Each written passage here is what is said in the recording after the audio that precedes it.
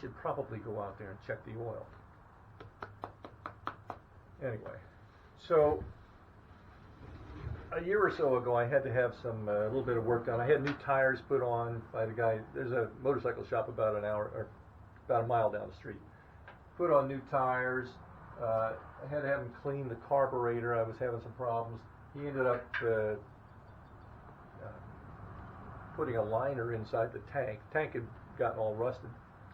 But anyway, I don't remember why, but I had a reason to take down a quart of oil, which he put in the engine. And I didn't think anything about it, but I rode it back up here. It's less than a mile. Here it has sat for months, actually waiting for me to get it was after that I took the tank down there. But it has sat out here in the shed for about a year. And a couple of weeks ago, I managed to put everything back together and got it started. But when I got it started, I let it run. It was just idling out here in the shed. I let it run for a couple of minutes, shut it off. I said, well, I'll check the oil. So the oil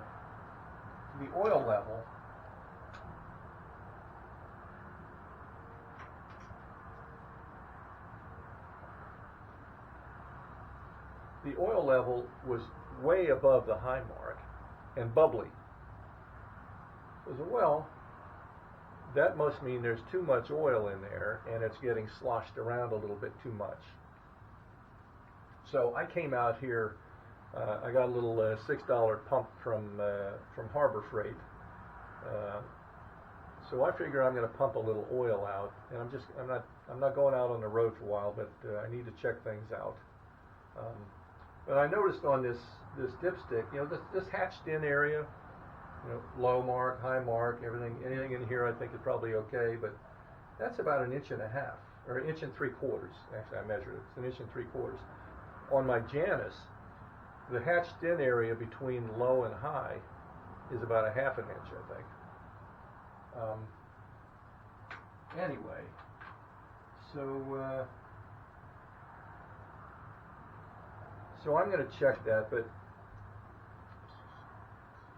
this is what I've got left of the old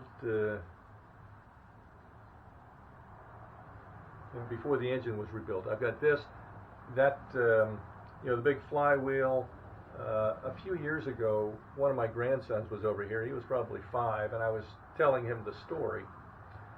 And we ended up knocking things